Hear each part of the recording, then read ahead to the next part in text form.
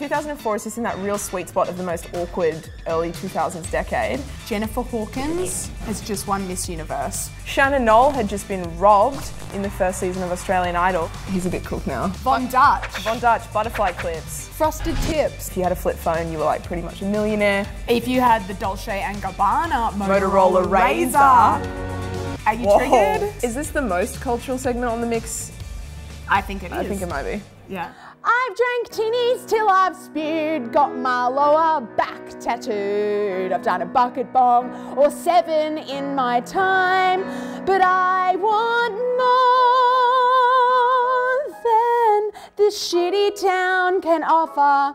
So you're probably wondering, country town, the year 2004. How do those two themes meet, Hannah?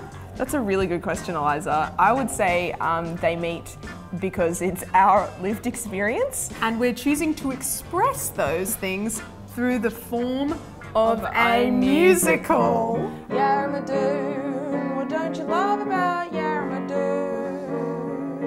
A little bit faster, I reckon. Yeah. Okay. No. Yarramadoon is a false name for the real town that we grew up in, because if we use the real name, they would be pretty offended.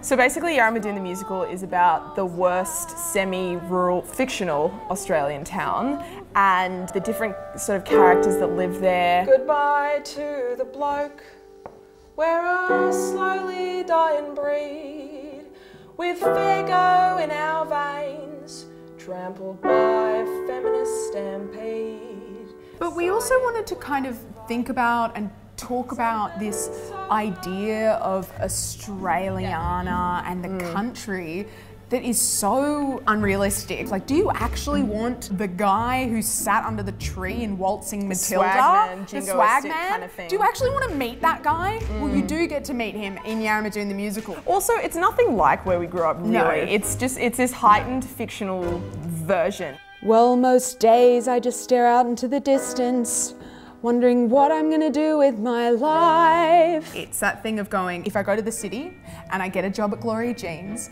I'm gonna have all the cool friends, I'm gonna ride in taxis all the time, and everything is gonna be solved over there.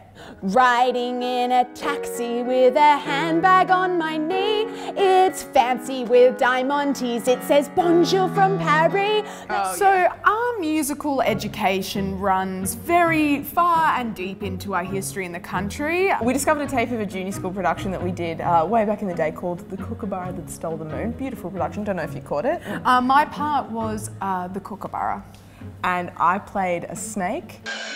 There's a kid that's sitting right at the front who's like a koala or something, and he is hating it. He's just sitting there like, Really, it's that production not that dissimilar from Yarramadoon. Gotta say, it's not that dissimilar. True.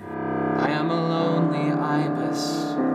I can totally understand people's hesitations towards musicals. Yarramadoon the musical is a musical for people who hate musicals. Yeah, so much of musicals are about this like big production value sort of thing. And we're very, very hyper aware that there's 2 people, a lot of costume changes, and we take the piss of ourselves and I guess the musical genre quite a bit in it.